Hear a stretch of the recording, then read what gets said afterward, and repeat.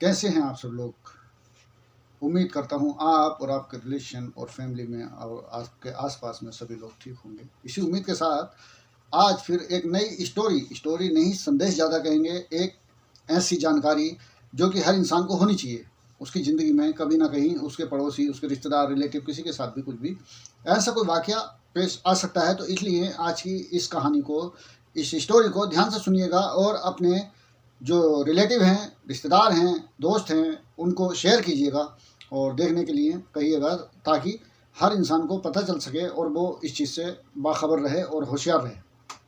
तो शुरू करते हैं आज की ये स्टोरी। ये है कर्नाटक का एक इलाका हसन है, वहाँ पर एक फैमिली रहती है।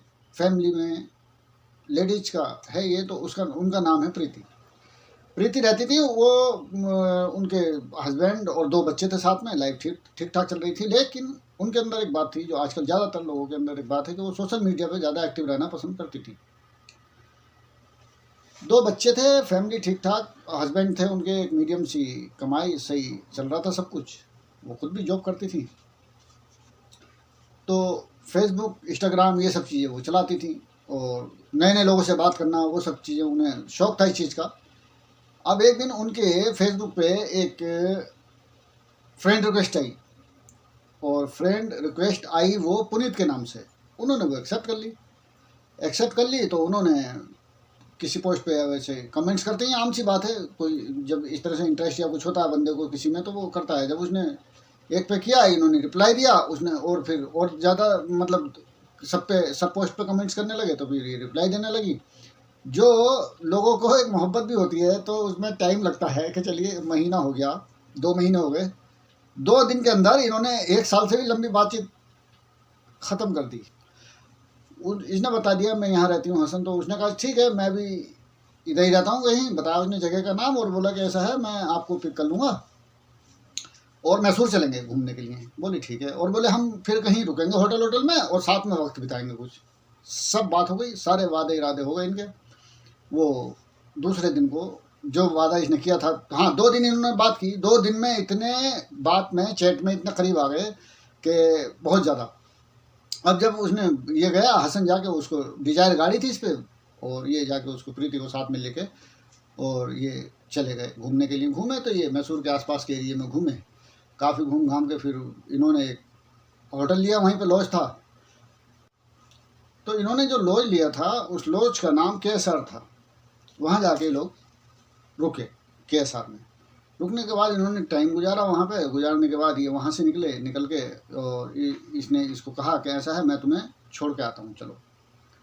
लॉज के पास में एक जंगल में घूमने लगे ये। अब इसने उससे कहा कि चलो प्रीति से, कि मैं तुम्हें छोड़ के आता हूँ। वो प्रीति बातें बातों में वहीं पे जंगल में उससे बोली कि वो अभी मैं नहीं जाऊँगी, अभी मैं और टाइम आपके साथ गुजारूँगी।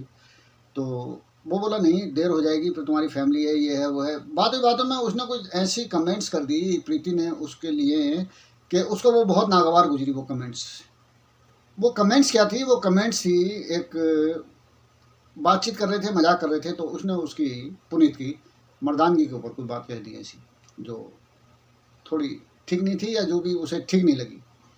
अब जब उसने कह दी तो उसने उसको 2 थप्पड़ मारे, पुनीत ने 2 थप्पड़ मारे। मारने के बाद फिर वो और ज़्यादा और कुछ कहने लगी। जब कहने लगी तो जब पुनीत ने देखा तो पास में एक पत्थर पड़ा था। पुनीत ने वो पत्थर उठा के और उस पर ताबड़तोड़ वार करना शुरू कर दिए। इतने वार किए कि पुनीत ने उसको वहीं पे वो मर गई। जब मर गई तो वो, उसने देखा कि ये तो मर गई। तब उसने कहा अब क्या हुआ? तो फिर तो उसे फिक्र हो गई कि अब क्या होगा इसका। तब उसने उसको उठाया। उठाने के बाद उसे वो अपने पुश्तैनी गांव ले जाके और एक जंगल में उसने उसे फेंक दिया वहाँ पे, और फेंक के वो अपने चला गया घर पर। अब इधर जब ये नहीं आती है प्रीति घर, तो इसके हस्बैंड को फिक्र हो गई। जब ये इसने इससे वादा किया था, जाने के लिए कहा था, तो उसने कहा मुझे काम है थोड़ा, मैं जा रही हूँ और मुझे टाइम लगेगा। तो उन्होंने कह दिया था चलो ठीक है चली जाओ।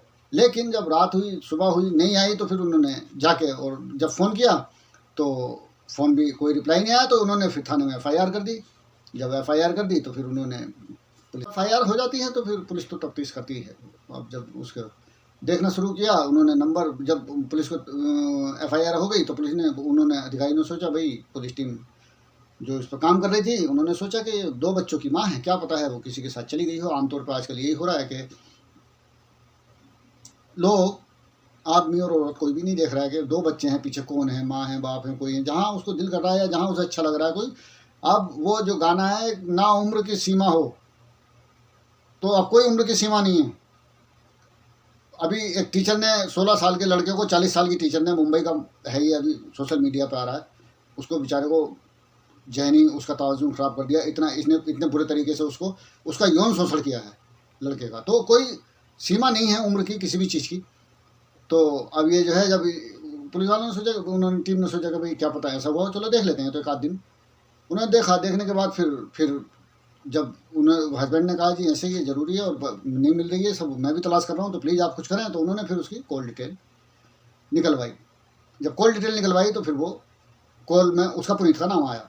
जब पुनीत का नाम आया तो उन्होंने कॉल की उसे, पुनीत को। जब पुनीत को कॉल की तो उसने कहा कि हाँ, उसने जब उसके पति ने कॉल की तो पुनीत बोला कि हाँ वो आई थी मेरे पास, मेरी फ्रेंड है वो, फ्रेंड नहीं है मेरी वो, असल में मेरा गाड़ियों का कारोबार है, मैं गाड़ी किराए पे देता हूँ।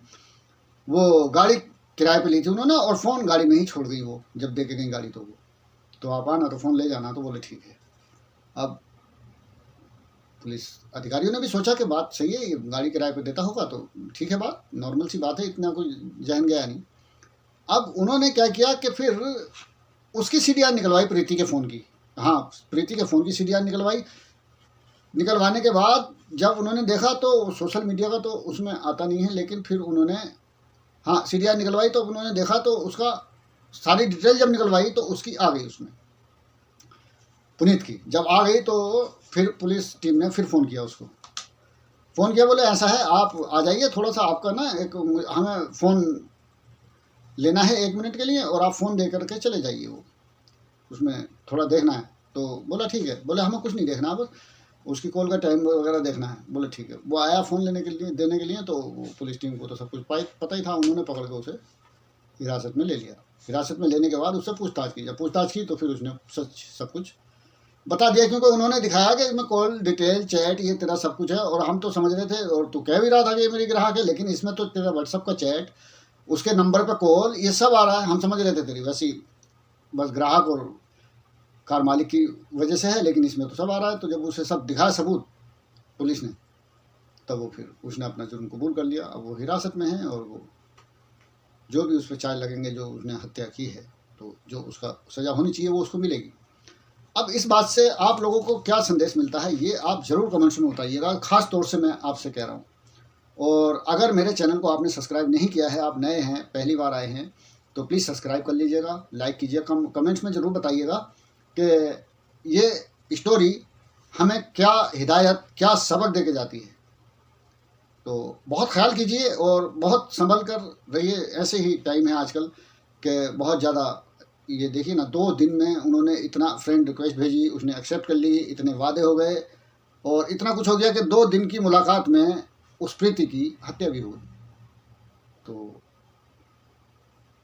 फिर मिलते हैं नेक्स्ट वीडियो में नई कहानी के साथ। इजाज़त दीजिए। जय हिंद।